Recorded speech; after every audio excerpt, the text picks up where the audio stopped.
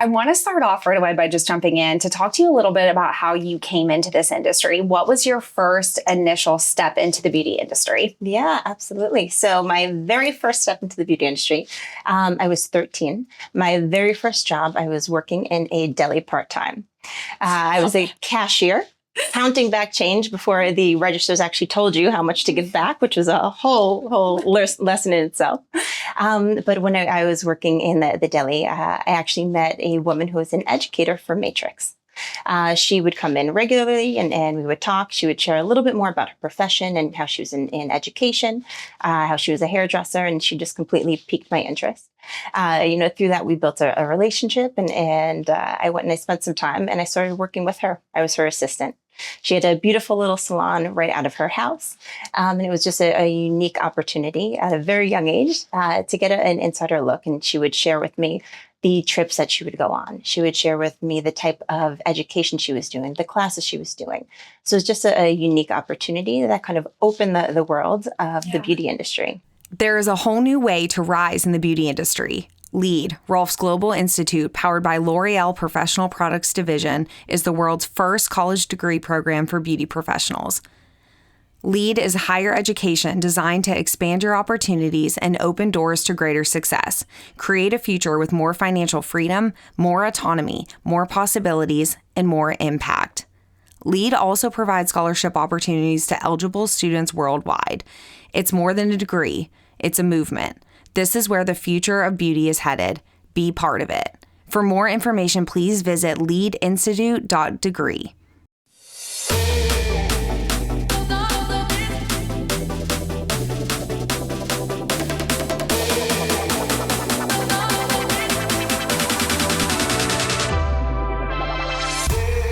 What was different about her that kind of like, as far as from your other clients that you saw in or the other customers that you had in the deli, like what was it that stood out about her? Because I'm sure that that's a big part of what drew you kind of into this. Like what interested you in her? Yeah, she was cool. She came in and she had fun red highlights running through her hair, and she was trendy. She was cool. She always stood out. She was super personable. And we built a relationship from there. So how old were you when you started in her salon?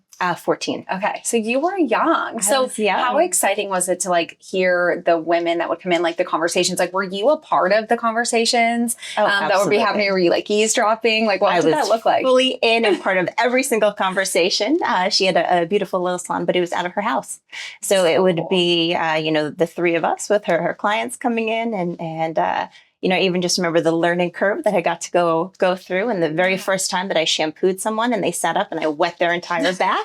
And I think back to those experiences and just being able to learn from them and have an amazing teacher that, she was. I mean, her heart was in education. She was passionate about education. So it was more than just a job. She used the opportunity to coach me, develop me, teach me, train me, and just pass on all of her knowledge. I think a lot of times when we have people that are exposed to the beauty industry, it can sometimes be negative, or they might even have like a parent that has done it, but maybe, didn't go in all the way. It seems like you really found a person that was like a leader and somebody who really valued education, which is, I think, sometimes like something that people have to learn in this industry is like the importance of continued education and why, like you had that right away, which is not normal. Like that's kind of a different experience. So did you do that all through high school then? You probably had like the best hair, like the best, like having that access to that is a dream. Totally the time. I don't know if you'd say best at that time. I would say the best. It was when ginger spice was super popular. So I had the 3 highlights where you'd pull the hair up and you couldn't see them, but they're big chunky highlights. And I went through lots of different hair evolutions and phases. But no, it was an amazing opportunity to be able to work with her. Yeah. And then so you get finished with high school. So what happened post high school? Was your family on board for you kind of coming to the industry, or were you pushed into a different direction? What did that look like when it came time for post high school? So I actually went to cosmetology school in high school. Okay. So I fell in love with the industry at that point. Did half-day programs. So I went to BOCES out on Long Island. Yeah. I came from a family where I was a single mom. And being able to go to college was something that was definitely an aspiration and a dream. But in order to get there, I knew I was going to have to pay my way. Yeah. And that was something that was important to me. So I finished high school. Went, did my state board test, became licensed as a hairdresser, and I actually moved into New York City. I was 17. I'll always remember at the time, 17, moved into the city by myself. Went to FIT for advertising and marketing, and I used the salon, the tips, the payment, everything that I got to pay my way through school. So it was always this dual world that I was able to live in. Did you work in a salon in New York when you moved here, or were you just kind of doing this like on the side? Where did you go after that? Yeah, so I was working in a salon. Okay. So I moved in. I turned 18, got a job as an assistant in a salon on Fifth Avenue. Yeah. Wow. Yeah, it was that's incredible. Super unique experience. Yeah, that's so amazing. And so, when you went to the Fashion Institute, what was your experience like there? Was everybody kind of interested? Like, were you selling yourself to everybody as far as come see me, let me do your hair? Completely sold myself to everybody. Yeah. I had a full clientele just from the dorm itself.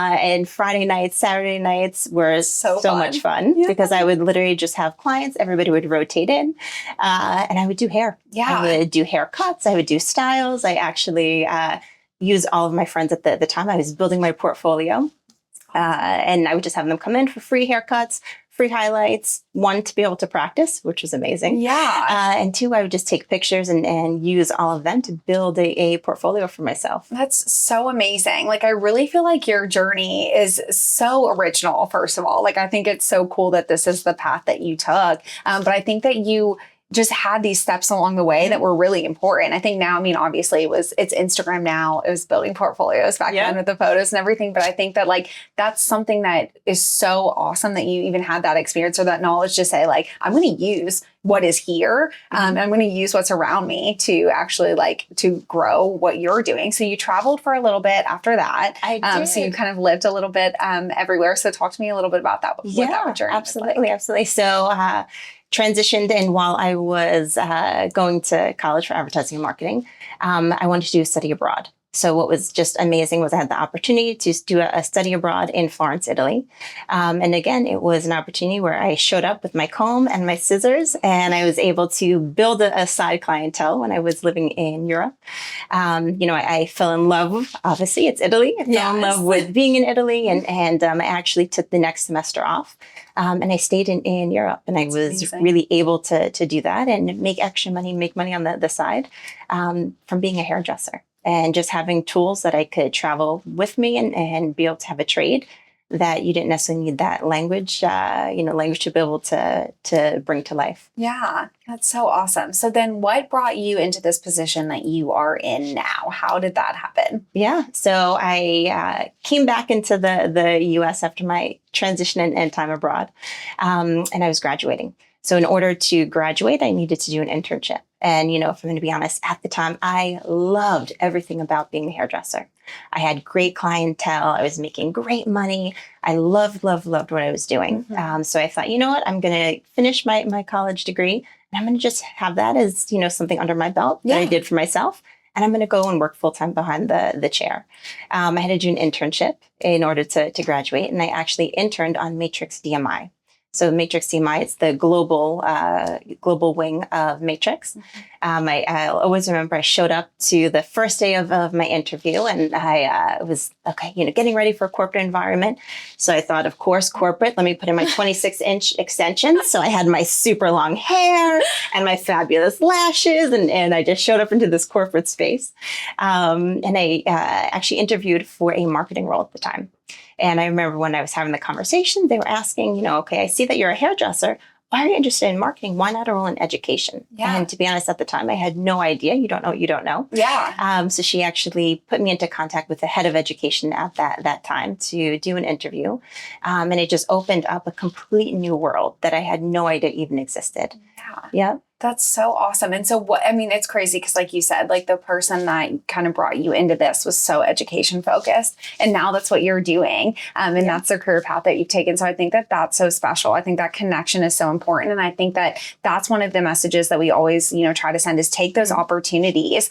You never know who you're going to meet and come across, and sharing the knowledge is so important. I think a lot of students now don't always value their superior, or not superiors, but their seniors, and there's just so much information that can like lead this step to this step. I think that that's so important. I think it's awesome that you had that. So what does a day look like for you? Kind of let's talk about your role here now and what your job is day to day at this point. Yeah, absolutely. So, I think what I love about my role right now is the duality, right? Mm-hmm. So I'm able to kind of put on that right brain, left brain, be creative, but also be business minded at the same time. Mm-hmm. Tap into my knowledge and my career as a hairdresser. And really understand what works for hairdressers. What are need gaps? Everything from a product standpoint, product portfolio, new products that we're launching, to coming up with classes, content, curriculum.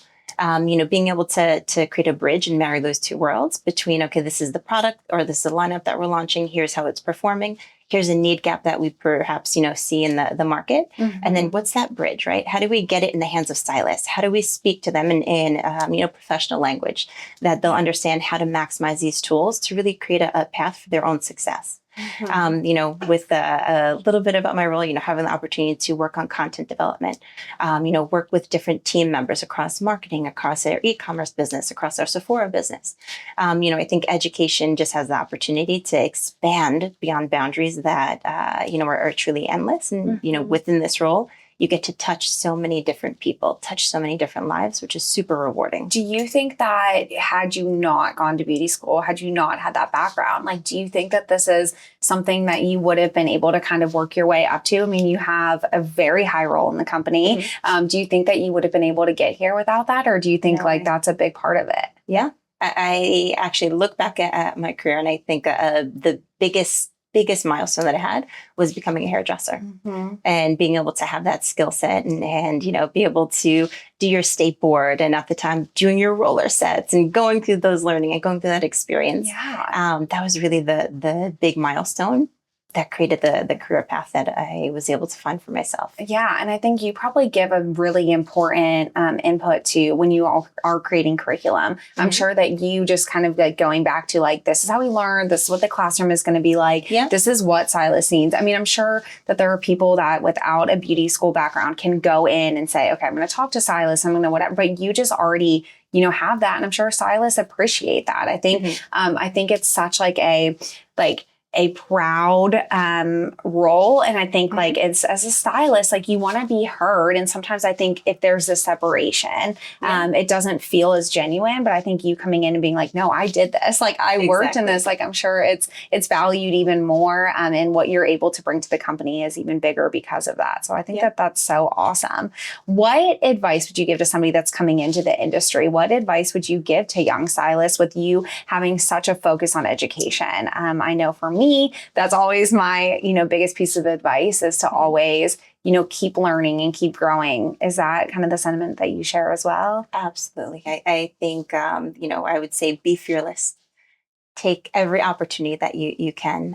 You shared a good point before about, who is it that you can find as mentors, right? And I think starting out as a young stylist in the industry, you have so many opportunities that can open up if you network. Mm-hmm. Put yourself out there. Don't be afraid. Make connections. Reach out to manufacturers. There's so many opportunities that big companies and big corporations can provide in roles with education, which then opens up all of these opportunities to be able to travel, see the US. In my case, I had the opportunity to actually travel and see the world, right? Because of being a hairdresser and networking, leveraging, creating contacts and, finding really, really good mentors. Yeah. If somebody's in beauty school right now and they're thinking like, how do I get connected to a brand? Yeah. How would you recommend somebody kind of start with that? Yeah, absolutely. So I think, once they are finding a salon that they love and that they're going to create for their home base, explore what product lines they have. Each of those product lines will have sales representatives. The sales representatives can help bridge that gap for them and introduce them to the right people within their brands from an education standpoint. I think, what makes this industry so unique is that education is so important. Every brand, every manufacturer has education. I can confidently say L'Oreal has the best education out there. We're the largest beauty brand and it's for a reason. There's so many opportunities. So make those connections. Once you're in the salon, find your sales rep, find the product lines that you love, reach out, network and explore, see what opportunities there are. Yeah, I don't think that that's always something that's like discussed in the beginning, I think when students are or stylists, graduates are finding their salon home, it's, what's the associate program look like and all of that. I really love this idea of really jumping in more on the product side of it too. And really asking those questions in interviews and when you're choosing a salon, making sure that you're going to get that education, but then even diving deeper to say, what is this brand going to give me? And what is this brand in the salon going to be able to offer me? I think that that's really important. I don't know that we've talked about that yet on the show. So I think that it's awesome to be able to talk to you about it. And so I think that that's a great tip to really like ask those questions too. I don't necessarily think that it's like the number one thing. I mean, you've got to find a fit and that you like who you're going to be working with and all of that stuff. But I think it's a very important piece of it. Because like you said, I mean, going to extra classes or how much of that is digital now and how much of it is in person is going to be different for everyone. But I think it's so important to be able to know that you're getting the extra education that you need to stay current, because there's just, I mean, I know we talk about education all the time, but it's just the most important part of being a successful stylist. Yeah. So I think what I wish I would have known back then as well, right, is aside from product opportunities, so many brands, for example, in Kérastase, we have an amazing ambassador program, and you're able to kind of use that as a stepping stone. And when I think back to, years ago when I go in salons, I would have loved to have that knowledge to be able to ask, from a career pathing standpoint. Yeah. If I'm joining your salon team, what education do you provide? What development do you provide? Do you work with any manufacturers that have ambassador programs, allow you to be artists for them?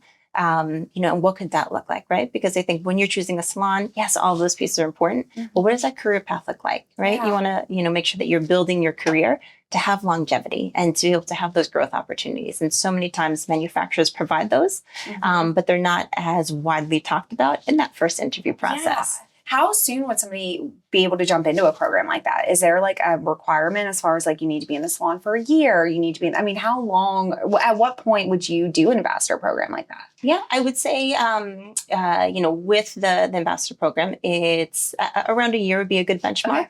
Okay. If you are a stylist that is just completely in love with the brand, seeks education, goes beyond just the roles, loves being able to present, share back information with your salon team, you could also look at having that even be an opportunity sooner than a year mark. Yeah. And really that would be work with your sales representative, your business development manager, depending on the brands, and asking those questions. What kind of programs do you have and how can I get involved? I think that's so great, because I think that the burnout that can sometimes happen is you've gone through beauty school and it's, in Tennessee, it's 1,500 hours. So it's a long time to be going through school. And then you go into the salon and you kind of feel like you're swooping hair for a little bit and you're, doing the things that are so important, but getting extra education. I think having that and being like, okay, but if I can get through another year, like I'll be able to do this, like that is so validating, I think, to somebody to be able to be like, I'm going to go learn and I'm going to take this a little bit into my own hands. And I think that control is something that stylists want a little bit more. I think that that's a lot of the reason that we probably see people leaving salons to open suites. So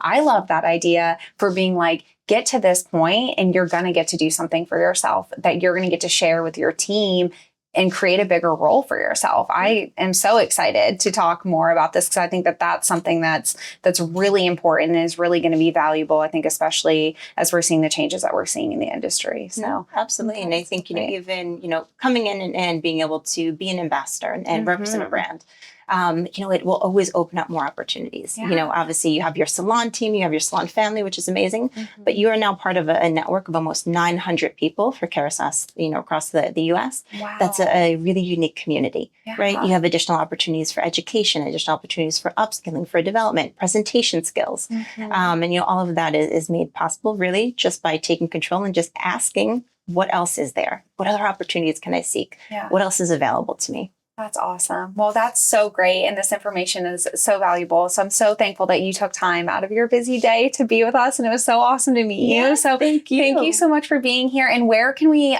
follow you? And where can we follow kind of the things that you're doing with the company? Yeah, absolutely. So my Instagram, I'm always posting all of the content, the stories, the classes, the programs. So it is at Dockswell. on Instagram, and it's a great way just to stay connected, see other opportunities that are there and what's available. Awesome. And then Kérastase, obviously, we can follow. And then is it Kérastase.com? Yes, or absolutely. Okay. So we have our Kérastase Pro channel. So on Instagram, we actually have two, which is really unique. Okay. We have a official page, which is actually worldwide, all of the products that we have, all of the launches, everything from the global standpoint. And then we also have a pro channel. So it is a compilation of all of our top artists across the world, showcasing techniques and looks, product knowledge. So definitely those would be two that I would check out, Kérastase Official and Kérastase Pro. Awesome. Well, make sure you all go follow. And thank you again so much for being with us today. Yes, thank you. There is a whole new way to rise in the beauty industry. LEAD, Rolf's Global Institute, powered by L'Oreal Professional Products Division, is the world's first college degree program for beauty professionals. LEAD is higher education designed to expand your opportunities and open doors to greater success. Create a future with more financial freedom, more autonomy, more possibilities, and more impact. LEAD also provides scholarship opportunities to eligible students worldwide. It's more than a degree, it's a movement. This is where the future of beauty is headed. Be part of it. For more information, please visit leadinstitute.degree.